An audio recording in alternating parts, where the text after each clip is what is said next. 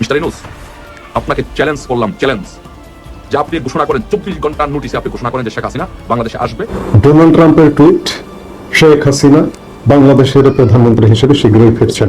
প্রধানমন্ত্রী রূপেই আবার দেশে ফিরবেন বাংলাদেশের সাবেক প্রধানমন্ত্রী ও আওয়ামী লীগ সভানেত্রী শেখ হাসিনা। বাংলাদেশে ফিরছেন শেখ হাসিনা অথবা বাংলাদেশে তিনি অবস্থান করছেন, এই মর্মে কিন্তু আপনি হাসিনাকে বাংলাদেশে নিয়ে আসলেন ডোনাল্ড ট্রাম্প সেনাপ্রধান ওয়াকারুজ্জামানের সাপোর্টে। এমন একটি নিউজ বর্তমান বাংলাদেশের সোশ্যাল মিডিয়াতে ভাইরাল হয়ে ছড়িয়ে পড়ছে। তো বন্ধুরা, সত্যি সত্যি কি শেখ হাসিনাকে দেশে নিয়ে আসলেন ডোনাল্ড ট্রাম্প সেনাপ্রধানের সাপোর্টে? এইবার এই বিষয় নিয়ে আমরা তদন্ত এবং পর্যালোচনা করে বেশ কয়েকটি খুবই গুরুত্বপূর্ণ তথ্য এবং ভিডিও ফুটেজ পাই, যা আজকের ভিডিওতে সেগুলোই এক এক করে ধারাবাহিক তুলে ধরবো। যদিও আজকের ভিডিওটা কিছুটা লং হতে পারে, তবে আজকের ভিডিওতে জানতে পারবেন ডোনাল্ড ট্রাম্প শেখ হাসিনা ও সেনাপ্রধান ওয়াকারুজ্জামানকে নিয়ে এমন কিছু অজানা গোপন তথ্য, যা জানলে আপনিও ইতিমধ্যে অবাক হতে বাধ্য। সেই সাথে আরো জানতে পারবেন বর্তমান বাংলাদেশের রাজনীতির প্রেক্ষাপট আসলে কোন দিকে যাচ্ছে।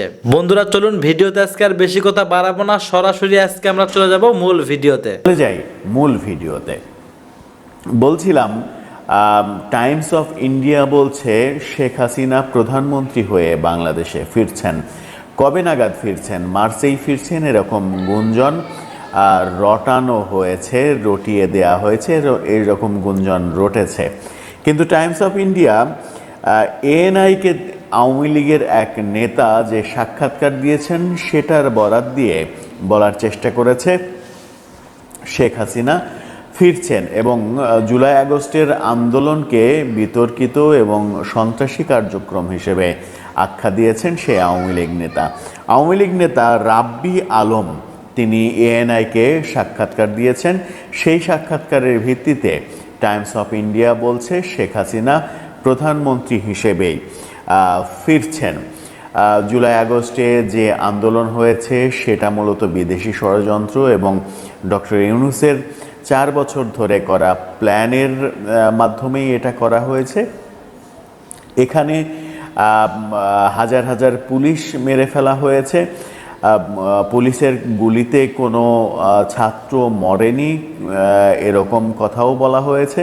এবং পুলিশের গুলিতে যে মরেনি সেটা আর্মির ব্যবহৃত বিভিন্ন বুলেট বিভিন্ন জনের দেহে থেকে যখন পাওয়া গেছে সেই উদাহরণও দেয়া হয়েছে যে স্নাইপার সহ বিভিন্ন মডেলের রাইফেল, যে রাইফেল আর্মিরা ছাড়া ব্যবহার করে না, পুলিশ ব্যবহার করে না, এই রাইফেল কোত্থেকে গেল এই প্রশ্ন এসেছে। সাম্প্রতিক সময়ে আমরা দেখেছি তুরাগপাড়ে বেশ কয়েক রাউন্ড 7.6 মডেলের গুলি উদ্ধার করা হয়েছে, যেটা আর্মির রাইফেলে ব্যবহার করা হয় এবং সেটার লেখা আছে বাংলাদেশ সমরাস্ত্র কারখানায় সেটা তৈরি করা, সেই সিলও রয়েছে।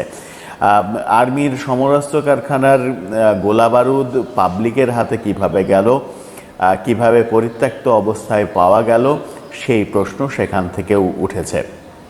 এদিকে এএনআইয়ের বরাত দিয়ে ইন্ডিয়া টুডে বলার চেষ্টা করছে নানা কারণে ইউনূস সরকার ব্যর্থ হয়েছে এবং ইউনূস সরকারের এই ব্যর্থতার জন্য শেখ হাসিনার ফেরাটা আরও সহজ হয়েছে। শেখ হাসিনা বীরের বেশে ফিরছেন এবং প্রধানমন্ত্রী হয়েই ফিরছেন। রাব্বি আলম তেমনটাই বলার চেষ্টা করেছেন। শেখ হাসিনাকে নিয়ে ইন্ডিয়া টুডে এরকম খবর যখন দিচ্ছে, তখন আমরা দেশে দেখছি সাম্প্রতিক সময়ে ধর্ষণ যে হারে বেড়েছে, সেই ধর্ষণের বিরুদ্ধে প্রতিবাদ স্বরূপ আজকে আটটি বাম রাজনৈতিক দল গণমিছিলের ডাক দিয়েছিল। গতকালকে তারা ঘোষণা করেছিল যে আজকে গণমিছিল হবে, শহীদ মিনারের সমাবেশের পরে গণমিছিল হবে। কিন্তু গতকালকে যখন গণমিছিলের ডাক দেয়া হয় তখন ফ্রান্স থেকে একটা ওহি আসে, আবারও মব তৈরি করার ওহি। ফ্রান্সের এক ইউটিউবার তিনি মবের ডাক দেন এবং ঘোষণা দেন বাম দল সিপিবির পল্টনে যে কার্যালয়, সেই কার্যালয় ঘেরাও আক্রমণ করতে হবে এবং সেই কার্যালয়টা দখল করে ছাত্র জনতার অফিস বানাতে হবে সিপিবির কার্যালয়কে।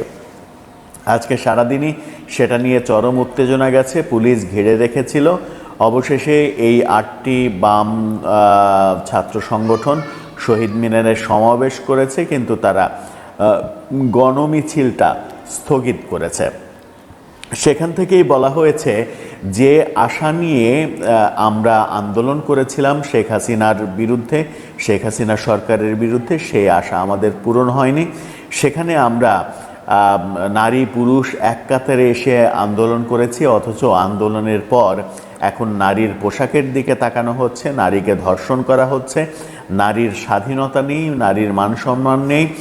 যে জঙ্গিবাদের উত্থান তৈরি করা হয়েছে, মব কালচার তৈরি করা হয়েছে, এবং এটাও বলা হয়েছে যে শেখ হাসিনার সময়ে যে ভয়াবহ পরিস্থিতির জন্য আমরা আন্দোলন করেছি, এখন তার চাইতে অনেক বেশি ভয়াবহ পরিস্থিতি বিরাজ করছে।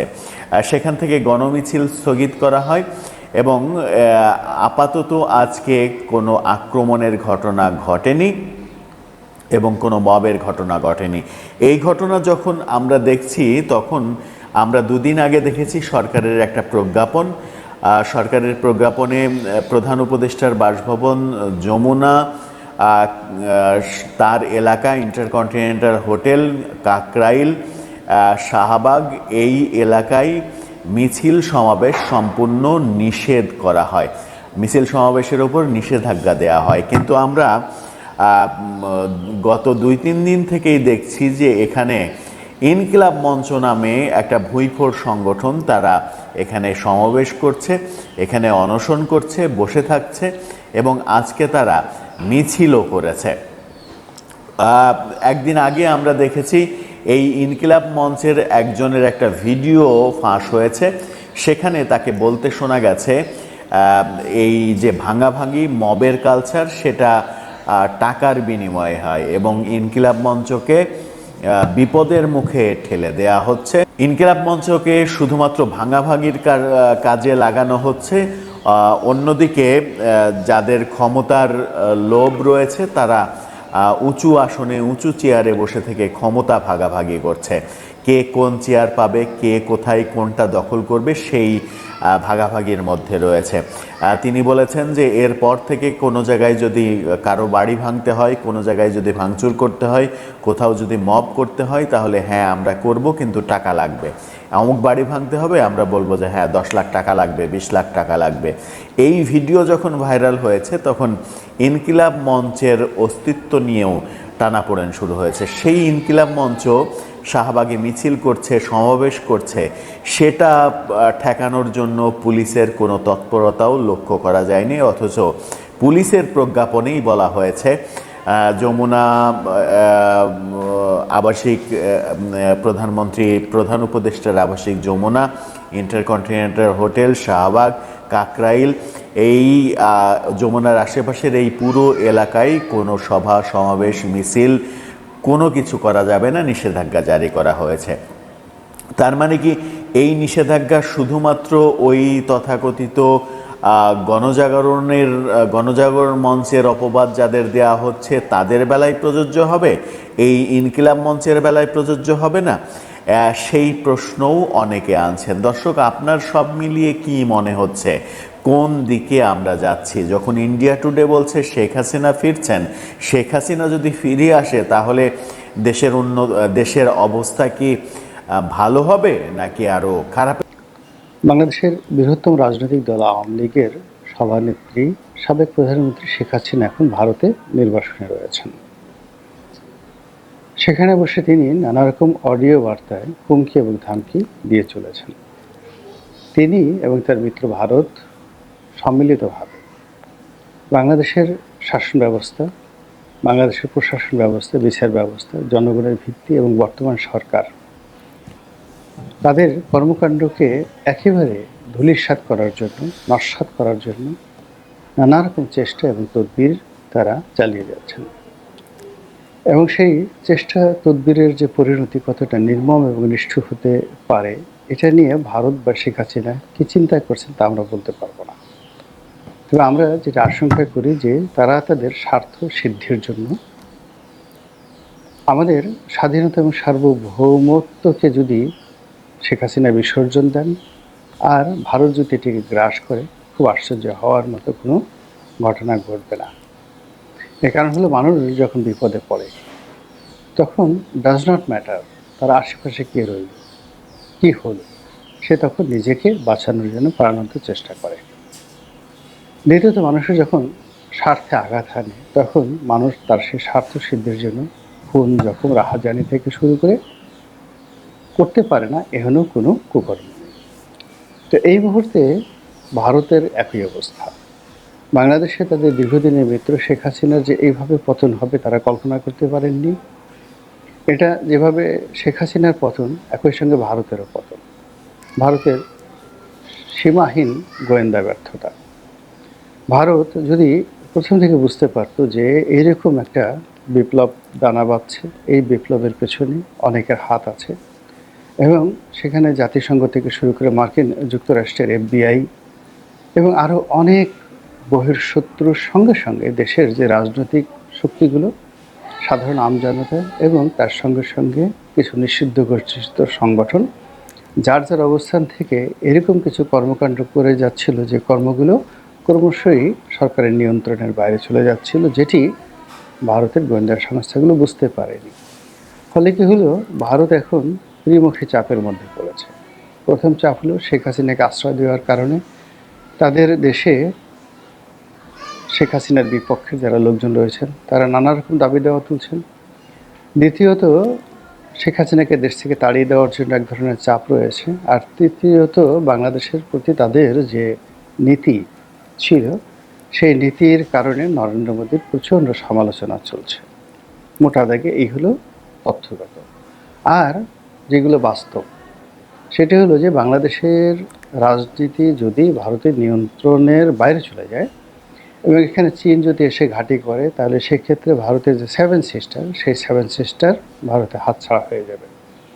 এবং ভারতের যদি 7 সিস্টার হাতছাড়া হয়ে যায় আমাদের পার্বত্য চট্টগ্রাম হাতছাড়া হয়ে যাবে সঙ্গে সঙ্গে। অ্যাট দ্য সেম টাইম একই সাথে এই ঘটনাটা ঘটবে। অর্থাৎ ভারতের 7 সিস্টার চলে যাবে, আমাদের চট্টগ্রাম, পার্বত্য চট্টগ্রাম এই অঞ্চলগুলো চলে যাবে। ফলে এটা নিয়ে ভারত যেভাবে চিন্তিত তার সঙ্গে সঙ্গে কিন্তু আমরাও কম চিন্তিত নই। তো এই অবস্থাতে শেখ হাসিনা কী করবেন তার উপর কিন্তু অনেক কিছু নির্ভর করে। তিনি যদি ভালো করেন, তিনি যদি এই সময়টিতে এসেও আত্মোপলব্ধি করেন তাহলে তার জন্য কল্যাণকর এবং আমাদের জন্য কল্যাণকর। এর কারণ হলো এত বড় একটা রাজনৈতিক দলের নেতৃত্ব এখন তার হাতে এবং দেশের 35% মানুষের জনসমর্থন অন্ধের মতো তাকে অনুসরণ করছে এবং তিনি সত্য বলেন, মিথ্যা বলেন, অনুনয় করেন, বিনির্ণয় করেন, যা কিছু করেন না কেন তার দলের কর্মী সমর্থক যাদের সামান্য বিবেক বিবেচনা আছে তারা বাদে বাকি সবাই একেবারে ভেড়ার পালের মতো রীতিমতো মাথা ঝুলাচ্ছে। আপা আসেন, আপনার হাতে দেশ নিরাপদ, শেখ হাসিনা আজ আসবে, কাল আসবে, মার্চ মাসের 15 তারিখে চলো আমরা সবাই এয়ারপোর্টে যাই, সেদিন শেখ হাসিনা আসবে। এইরকম একটা যাকে বলে ধোয়া তুলে প্রতি মুহূর্তে সামাজিক মাধ্যম গরম করে তুলছে। তো সেই দিক থেকে শেখ হাসিনাকে নিয়ে নির্মোহ আলাপ আলোচনা করা এবং তার চিন্তা চেতনা কী এবং তার আগামী দিনে কী কী ভয়, আতঙ্ক ইত্যাদি কাজ করে সেই বিষয়গুলো নিয়ে আমাদেরকে ভাবতে হবে যেন সো দ্যাট আমরা শেখ হাসিনা এবং আওয়ামী লীগ থেকে সতর্ক থাকতে পারি। আমি প্রথমে যেটা বলতে চাই যে শেখ হাসিনার 7টি ভয়। তার প্রথম ভয় হলো যে এই মুহূর্তে তার কাছে যে জিনিসটি রয়েছে সেটা হলো আওয়ামী লীগের নেতৃত্ব। এটি যে কোনো সময় চলে যেতে পারে। 111-এ তার এই অভিজ্ঞতা রয়েছে এবং সেই অভিজ্ঞতার আলোকে এখন যারা ক্ষমতায় আছেন তারা অনেক ক্যালকুলেটিভ, অনেক সামর্থ্যবান এবং একই সঙ্গে আওয়ামী লীগ 11 সময় যতটা দুর্বল ছিল তার চেয়ে এখন বেশি মাত্রায় দুর্বল। কাজেই শেখ হাসিনা যদি নেতৃত্ব হারিয়ে ফেলেন তাহলে তিনি সব কিছু হারাবেন। এটা তার প্রথম ভয়। দ্বিতীয় ভয় হলো ভারত যে কোনো সময় তাকে বের করে দিতে পারে। এর কারণ হলো যে ভারত একটি গণতান্ত্রিক রাষ্ট্র, এই রাষ্ট্রে কোনো কিছুই একেবারে যাকে বলা পার্মানেন্ট কোনো কিছু নয়। সেক্ষেত্রে যদি তাকে বের করে দেওয়া হয় বা তাকে চলে যেতে বলা হয়, তিনি কোথায় যাবেন, কোন দেশে যাবেন, এটি তার 2 নম্বর ভয়। 3 নম্বর ভয় হলো যে কোনো কারণে আমেরিকা এবং ভারত সম্মিলিতভাবে তারা যদি শেখ হাসিনাকে বাংলাদেশে হস্তান্তর করে তাহলে একটি যাকে বলা হয় ইতিহাসের নির্মম একটি দৃশ্য তৈরি হয়ে যাবে। অনেকে হয়তো স্বপ্ন দেখছেন যে শেখ হাসিনা বাংলাদেশে এলে এটা হবে ওটা হবে, হ্যাং প্যাং ট্যাং হবে, আসলে কিছুই হবে না। এই কারণ হলো রাষ্ট্র ক্ষমতা এতটা শক্তিশালী। আপনারা দেখেছেন যে সাইদি সাহেব যখন মারা গেলেন তার লাশের কাছে মানুষ যেতে পারেনি, তার কবরের কাছে কাউকে যেতে দেওয়া হয়নি, তার ছেলে সন্তানদেরকে দেওয়া হয়নি। এমনকি গোলাম আজমকে যেদিন গ্রেপ্তার করা হয় লক্ষ লক্ষ মানুষ দাঁড়িয়ে কেঁদেছে, কিন্তু বিএনপি জামানাতে সেই গোলাম আজমকে যখন গ্রেপ্তার করা হলো একটা লোক এসে আত্মাহুতি দেয়নি। বেগম খালেদা জিয়াকে যেদিন গ্রেপ্তার করা হলো, বালির ট্রাক যেদিন তার বাড়ির সামনে স্থাপন করা হলো, কিছুই হয়নি। কাজেই যদি শেখ হাসিনাকে ভারত পাঠিয়ে দেয় এবং বাংলাদেশে আনা হয়, নীরবে নিভৃতে তাকে কোর্ট কাছারিতে হেনস্থা হতে হবে, অপমানিত হতে হবে, লাঞ্ছিত হতে হবে। এটা হলো তার 3 নম্বর ভয়।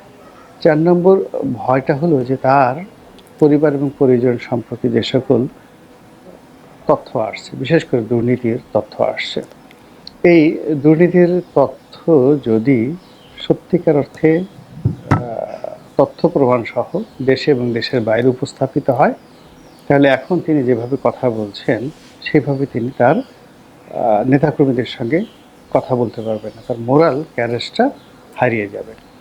অনেক কিছুর পরেও দেখা যাচ্ছে যে বেগম জিয়া ব্যক্তিগতভাবে দুর্নীতি করেছেন এরকম কোনো প্রমাণ এখন পর্যন্ত আওয়ামী লীগ করতে পারেনি।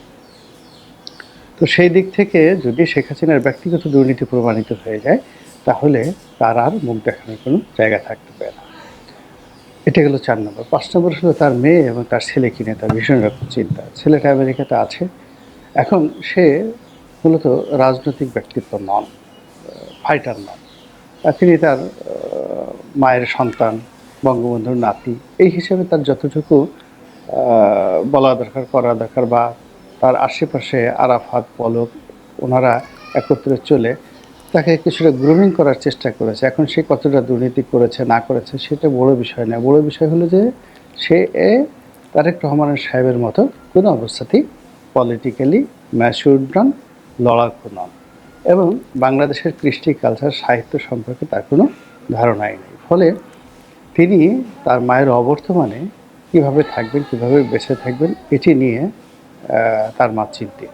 একই সঙ্গে তার বোন সাইমা আওয়াজের পুতুলের সংসার ভেঙে গেছে, জয়েরও সংসার ভেঙে গেছে, এবং এই অবস্থাতে সব কিছু এলোমেলোর মধ্যে এই দুটো সন্তান যে কোনো মায়ের জন্যই একটা লায়াবিলিটিস। এর কারণ হলো পুতুলও যেই পর্যায়ে আছে সেই পর্যায়ে মূলত তার মায়ের কারণে। কিন্তু এই পদ পদবি চলে গেলে তার স্বামী নেই, সংসার নেই, আত্মীয় স্বজন এখন সবাই যে যার মতো অবস্থানে, তাহলে পুতুল এবং জয়ের কী হবে? এই টেনশনে তার মাথা রীতিমতো খারাপ হয়ে যাওয়ার মতো অবস্থা তৈরি হয়ে গেছে। সবচেয়ে বড় যে বিষয়টি সেটি হলো তার ভালোবাসার যে জায়গা, সেটি হলো তার বাবাকে নিয়ে। তো তার এই যে বাবাকে নিয়ে তার যে ভালোবাসা, এখন তার বাবাকে নিয়ে যেভাবে গালাগাল হচ্ছে এবং আওয়ামী লীগ রাজনীতির কারণে যেভাবে বঙ্গবন্ধুকে কলুষিত এবং কলঙ্কিত করার চেষ্টা করছে, এটি কিছুটা হলেও না, এটি তাকে ভীষণ রকমভাবে এক ধরনের গ্লানির মধ্যে তাকে ফেলে দিয়েছে। তার অবশ্যই অনুশোচনা হচ্ছে যে আমি যা কিছু করতাম নিজের নামে করতাম, কেন আমার বাবাকে আমি টানতে গিয়েছিলাম, বা কেন আমার কারণে আমার বাবার এই দুরবস্থা হলো। ফলে এখানে প্রতিশোধ নেওয়ার মতো বয়স বা সময় তার নেই। ফলে তিনি এখানে আত্মগ্লানিতে তিনি প্রতি মুহূর্তে ক্ষতবিক্ষত হচ্ছেন। এগুলো তার 7টি খারাপ দিক, তার 7টি ভয়, 7টি আতঙ্ক। এখন সম্ভাবনা রয়েছে 7টি। সেটি হলো ভারত এখানে বাংলাদেশের ব্যাপারে সত্যিকার অর্থেই যাকে বলা হয় মহাশক্তিধর, মোর দ্যান এনিবডি। এখানে ভারত যদি শেখ হাসিনার জন্য শক্তি প্রয়োগ করতে চায়, তাহলে ভারতকে বাধা দেওয়ার মতো শক্তি এখানে কারো নেই। কোনো গ্লোবাল শক্তি তাকে বাধা দিতে পারবে না। এবং তারা যদি এই কাজটি করে, তাহলে রাশিয়াও তাদেরকে সমর্থন দেবে। আমেরিকা দূর থেকে হম্বিতম্বি করবে, কিন্তু মনে মনে খুশি হয়ে যাবে, এবং এটি ভারতের জন্য খুব বেশি দরকার। তো এটা হলো তার 1 নম্বর আশার বাণী। 2 নম্বর হলো যে এই সময়ের মধ্যে গত 7 মাসে তিনি প্রমাণ করতে পেরেছেন যে তার চেয়ে বিশ্বস্ত বন্ধু ভারতের নেই। এবং ডক্টর মোহাম্মদ ইউনূস, জামায়াত ইসলামী কিংবা বিএনপি অথবা এই যে ছাত্রদের যে সংগঠন, এদের কারোর সঙ্গে এখন পর্যন্ত ভারতের ন্যূনতম বন্ধুত্বপূর্ণ সম্পর্ক তো দূরের কথা, স্বাভাবিক যোগাযোগটি পর্যন্ত এখন পর্যন্ত হয়নি। এবং ভারত কোনো অবস্থাতেই বিএনপিকে এবং জামাতকে আস্থায় নিতে পারছে না।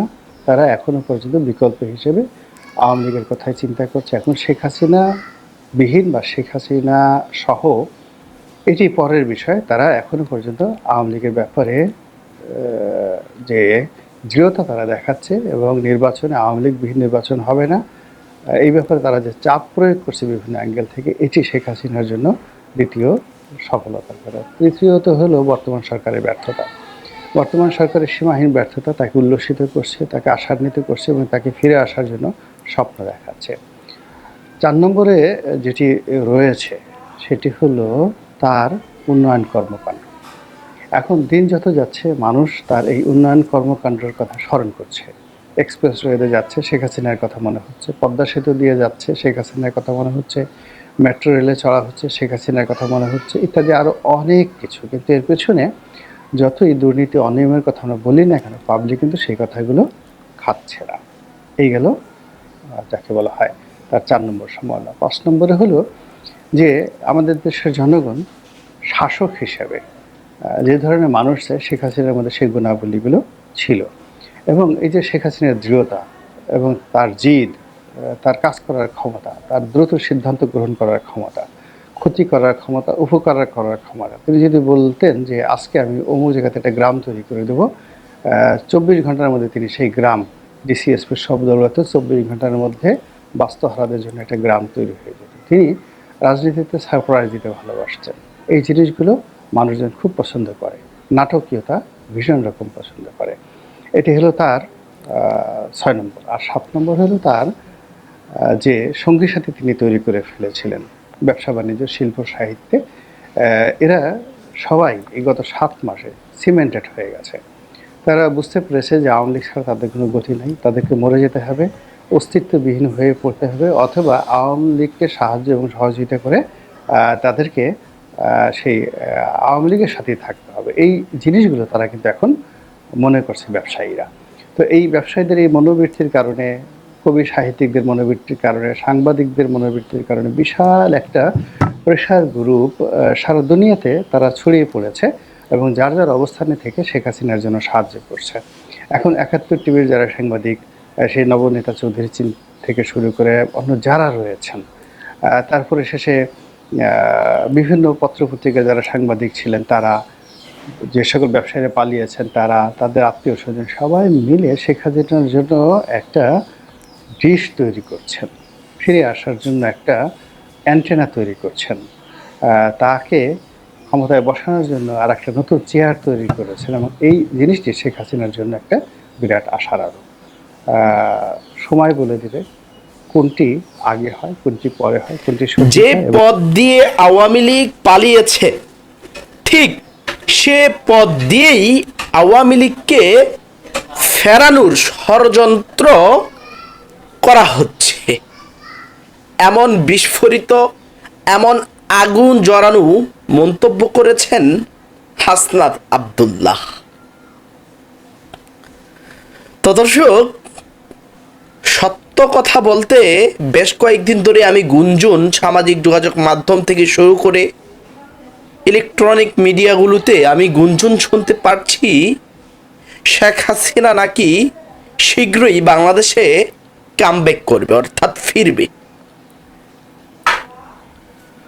তো দর্শক, আমার মনে হয় রাজনীতির প্রেক্ষাপট চেঞ্জ হয়ে গিয়েছে, একটু বাংলাদেশের রাজনীতিটা এলোমেলো হয়ে গিয়েছে।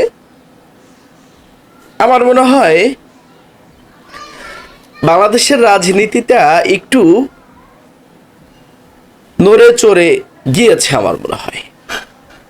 তাহলে মধ্যরাতে, দর্শক, গভীর রাতে হাসনাত আব্দুল্লাহ বলছে যে পথ দিয়ে আওয়ামী লীগ পালিয়ে গিয়েছে, ঠিক সে পথ দিয়েই আওয়ামী লীগকে ফেরানোর ষড়যন্ত্র করা হচ্ছে। অর্থাৎ আমি আউটসাইড থেকে বিভিন্ন গুঞ্জনের মাধ্যমে যে সংবাদটি পেয়েছি, শেখ হাসিনা নাকি টার্গেট নিয়েছে তিনি প্রধানমন্ত্রী হিসেবেই দেশে ফিরবেন এবং দেশে ফিরে তিনি প্রধানমন্ত্রী আবার হবেন, অর্থাৎ যেখান থেকে গিয়েছিল ঠিক ওই জায়গায় এসেই শেখ হাসিনা বসবে। যদিও যেটা বাস্তব কথা, এই নিউজটা, এই সংবাদটা কোনো ভেরিফাইড কোনো ইস্যু থেকে আমি পাইনি। আমি পেয়েছি আওয়ামী লীগের নেতাকর্মীরা লেখালেখি করছেন, সামাজিক যোগাযোগ মাধ্যম, ফেসবুক, ইউটিউব, টিকটক, প্রোপাগান্ডা কথা এক প্রকার। কিন্তু আমার মনে হয় বিষয়টা আসলেই হাসনাত আবদুল্লাহর মতো মানুষ তিনি লেখালেখি করছেন যে পদ দিয়ে আওয়ামী লীগ পালিয়ে গিয়েছে, ঠিক সে পদ দিয়ে আওয়ামী লীগ দেশে ফেরার ষড়যন্ত্র করছে। মানে ভিন্ন সুর ভিন্ন ইঙ্গিত, রাজনীতির আমার মনে হয় একটু গুটি এলোমেলো হয়ে গিয়েছে। তো দর্শক, যাই হোক, আমি একটু বিস্তারিত একটু পড়ি, আপনি একটু শুনুন দর্শক। আমি বলবো আজকের নিউজটা খুবই গুরুত্বপূর্ণ, খুবই ইম্পর্টেন্ট। আওয়ামী লীগকে ফেরানোর ষড়যন্ত্র হচ্ছে হাসনাত আবদুল্লাহ। আওয়ামী লীগকে ফেরানোর ষড়যন্ত্র করা হচ্ছে বলে মন্তব্য করেছেন জাতীয় নাগরিক পার্টি অর্থাৎ এনসিবির দক্ষিণাঞ্চলের মুখ্য সংগঠক হাসনাত আবদুল্লাহ শুক্রবার 14ই মার্চ দিবাগত মধ্যরাতে দর্শক নিজের ফেসবুক আইডিতে এক পোস্টে এ মন্তব্য করেন তিনি। হাসনাত আবদুল্লাহ লিখেন, যে পদ দিয়ে আওয়ামী লীগ পালিয়েছে ঠিক সে পদ দিয়েই আওয়ামী লীগকে ফেরানোর ষড়যন্ত্র করা হচ্ছে। দর্শক, খবরে বলা হচ্ছে এর আগে গত বৃহস্পতিবারও 13ই মার্চ প্রায় একই রকমের দাবি করে ফেসবুকে একটি পোস্ট দিয়েছিলেন হাসনাত আবদুল্লাহ। ওই পোস্টে হাসনাত আবদুল্লাহ লিখেন, এই নির্বাচনে আওয়ামী লীগকে ফেরানোর পরিকল্পনা চলছে। দর্শক, বুঝতে পেরেছেন? আর আওয়ামী লীগকে ছাড়া এদেশে নির্বাচন হবে না। হাসনাত আবদুল্লাহ, সার্জিস আলমরা যেটাই বলুক না কেন। এরপর আরো বলা হচ্ছে, রিফাইন্ড আওয়ামী লীগ নামে নতুন একটি ট্যাবলেট নিয়ে শীঘ্রই হাজির হব। এনসিবির এই নেতা অর্থাৎ হাসনাত আবদুল্লাহ ওই পোস্টে আরো লিখেন, যারা এই পরিকল্পনা করছেন আমি আপনাদেরকে সতর্ক করে দিচ্ছি, এখানে কোনো ইফস এবং বার্ডস নেই। তিনি লিখেন, বিচারের পূর্বে আওয়ামী লীগের যে কোনো ধরনের পুনর্বাসনের চেষ্টার আলাপ দেশের সার্বভৌমত্বকে হুমকির মুখে ফেলবে। এরপর আরো বলা হচ্ছে, তিনি বলছেন আওয়ামী লীগকে যদি বিচারের আগে যদি কেউ ফিরানোর চেষ্টা করে তাহলে দেশের সার্বভৌমত্বকে হুমকির মুখে পড়বে। সুতরাং রিফাইন্ড আওয়ামী লীগের ট্যাবলেট নিয়ে হাজির হবেন না। আওয়ামী লীগের বিচার নিশ্চিত হওয়া পর্যন্ত আর কোনো আলাপ নয়, ফুল স্টপ। তো দর্শক, বুঝতেই পেরেছেন বিভিন্ন কিছু হচ্ছে দেশে। ইতিমধ্যে বিশেষ করে আওয়ামী লীগের নেতাকর্মীরা, আওয়ামী লীগের সমর্থকরা, আওয়ামী লীগের অনুসারীরা তারা বলছেন মার্চ মাসেই নাকি কিছু একটা হবে। আমি বুঝতে পারলাম না হঠাৎ হাসনাত আবদুল্লাহ কেন গভীর রাতে এরকম স্ট্যাটাস দিয়ে মন্তব্য প্রকাশ করবে। তো দর্শক, কিছুদিন আগে কিন্তু যুক্তরাষ্ট্রের এক নেতা তিনি কিন্তু বলেছিল শেখ হাসিনা নাকি প্রধানমন্ত্রী হিসেবেই বাংলাদেশে কামব্যাক করবে। তো দর্শক, যাই হোক, এক্সট্রা আমি এ বিষয়ে কোনো মন্তব্য করতে যাচ্ছি না। হাসনাত আবদুল্লাহর পোস্টের পরিপ্রেক্ষিতে আমি আপনাদের সাথে কিছু শেয়ার করলাম, রিপোর্টটি শেয়ার করলাম। কি ভাবছেন দর্শক? শেখ হাসিনাকে দেশে ফিরানোর কি আসলেই ষড়যন্ত্র চলছে? যে পথ দিয়ে শেখ হাসিনা পালিয়ে গিয়েছিল ঠিক সেই পথেই কি শেখ। ধন্যবাদ প্রিয় দর্শকবৃন্দ, আমাদের ফুল ভিডিওটি দেখার জন্য আপনাকে জানাই অসংখ্য ধন্যবাদ। তো বন্ধুরা, এতক্ষণ আপনারা যে ভিডিও ফুটেজগুলো দেখতে পেয়েছেন আজকের ভিডিওতে, শুধু আজকের ভিডিওতে না, বেশ কয়েকদিন ধরে সামাজিক যোগাযোগের মাধ্যমে একটা বিষয় সব থেকে বিশাল ব্যাপকভাবে ভাইরাল হয়ে ছড়িয়ে পড়ছে। সেটি হলো ডোনাল্ড ট্রাম্পের সাথে দেশে আসতেছেন শেখ হাসিনা। এই নিউজটা বর্তমান বাংলাদেশের সোশ্যাল মিডিয়াতে ভাইরাল হয়ে ছড়িয়ে পড়ছে। তো বন্ধুরা, এটা কিন্তু মোটেও সঠিক না, এটা একটা গুজব। দয়া করে আপনাকে গুজবে কান দেবেন না, সম্পূর্ণ ভিডিওটি দেখার পরে আপনি সঠিক তথ্যটি জানতে পারবেন। ধন্যবাদ বন্ধুরা। এমন নিত্য নতুন আপডেট খবর সবার আগে পেতে চাইলে এখনই আমাদের এই পিচ্চি সাকিব ইউটিউব চ্যানেলটি সাবস্ক্রাইব করুন। ধন্যবাদ।